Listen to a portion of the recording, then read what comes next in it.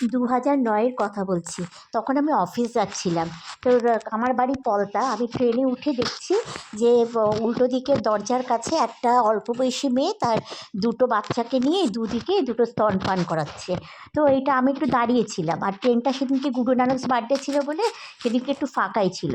আর বাচ্চা দুটো অঝরে কাঁদছে আর বউটাও ভীষণ কাঁদছে। সে শুধু চোখ মানে কাঁদছে বলতে চোখ দিয়ে শুধু জল বেরিয়ে যাচ্ছে। তো বাচ্চা দুটোর কান্না শুনে ট্রেনের অন্যান্য যাত্রীরা শুধু ওকে বলছে যে থামাও থামাও এরকম। তো কেউ কিন্তু এগিয়ে আসছে না। তো যাই হোক আমি দাঁড়িয়েছিলাম। তা আমার খুব কষ্ট হওয়াতে আমি ওই বউটাকে জিজ্ঞেস করলাম যে কি হয়েছে। এবারে ওর মাথার দিকে তাকিয়ে দেখলাম ওর কমলা রঙের সিঁদুর। ও বাংলা কথা কিচ্ছু বোঝে না। হ্যাঁ, সে মানে বোঝে কিন্তু বলতে পারে না এরকম। তো আমি ওকে জিজ্ঞেস করলাম যে তুমি কোত্থেকে এসেছো, আর তুমি কি মানে ওকে কিছু কিছু কোশ্চেন জিজ্ঞেস করলাম, কোত্থেকে এসেছো, তুমি খেয়েছো কিনা, তোমার খিদে পেয়েছে কিনা। তখন ও বলছে যে আমি দুদিন ধরে কিছু খাইনি। এই কথা শুনে আমার ভীষণ কষ্ট হলো। তো আমার ব্যাগের থেকে আমি আমার টিফিনটা বার করে আর জলের বোতলটা বার করে ওকে দিয়ে বললাম তুমি আগে খাও। হ্যাঁ, তারপরে খেলো।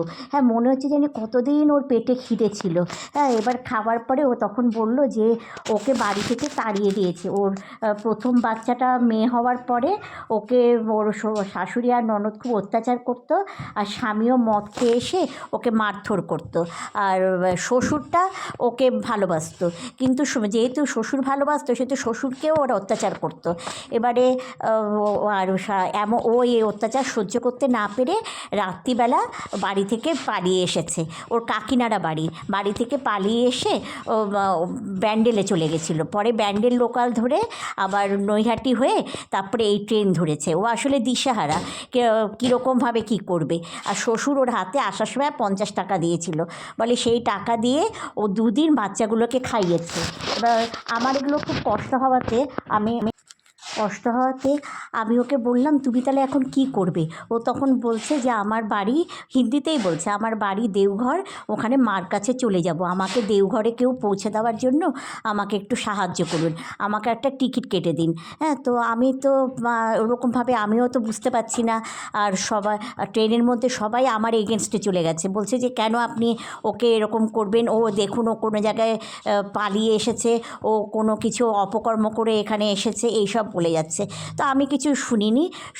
শিয়ালদা আসলো, শিয়ালদাতে নেমে ওকে একটু জামা কাপড় কিনে দিলাম, কেননা সবারই পায়ে খালি পা।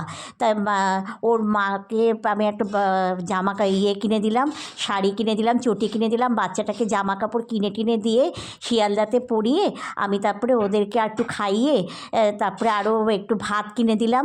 হ্যাঁ, যাতে অতটা রাস্তা যাবে, আর আমিও জানি না যে কিভাবে দেওঘরে যেতে হয়। তো যাই হোক, আমি ভাত কিনে দিলাম, ভাত আর শুকনো কিছু খাবার কিনে দিয়ে আমি একটা অটো পুরো রিজার্ভ করে আমি হাওড়া গেলাম। হাওড়াতে গিয়ে একটা টিটির সাহায্যে, টিটিটা খুব হেল্প করেছিল। টিটিকে সব কিছু বলাতে টিটি বলল ঠিক আছে আপনি দেওঘরের একটা টিকিট কাটুন।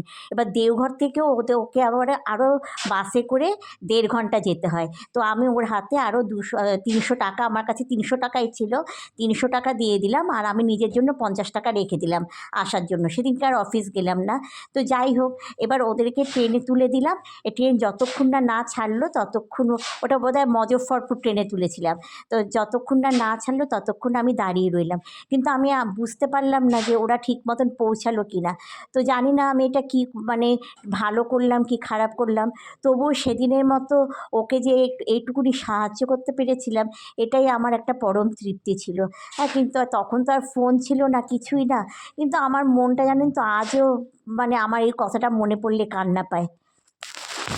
আমি ভাবি মানুষ কি করে পারে, সন্তান তো নিজের রক্তের একটা, সেটা মেয়ে হোক বা ছেলে হোক, তারই তো একটা রক্তের কণা, কি করে পারে মানুষ, আমার তো মাথায় ঢোকে না। হ্যাঁ, মেয়ে তো ঘরের লক্ষ্মী, এই লক্ষ্মীকেই তোরা তাড়িয়ে দিলে তাহলে লক্ষ্মী আসবে কোত্থেকে, জানি না বাবা। তো আমাদের কি অবস্থা, এটা সমাজ এখনও কত পিছিয়ে, এটা যে কবে যে আমরা এই সমাজের উন্নতি দেখতে পাবো, এটা এখনও আমাদের মধ্যে, এখনও অনেক বড়লোক ঘরেও আমি শুনেছি যে এই জিনিসটা হয়, আর নিম্ন শ্রেণীর মধ্যে তো এটা হবেই। তবে জানি না আমি সেদিনকে কী ভুল মানে ঠিক করলাম কি ভালো করলাম।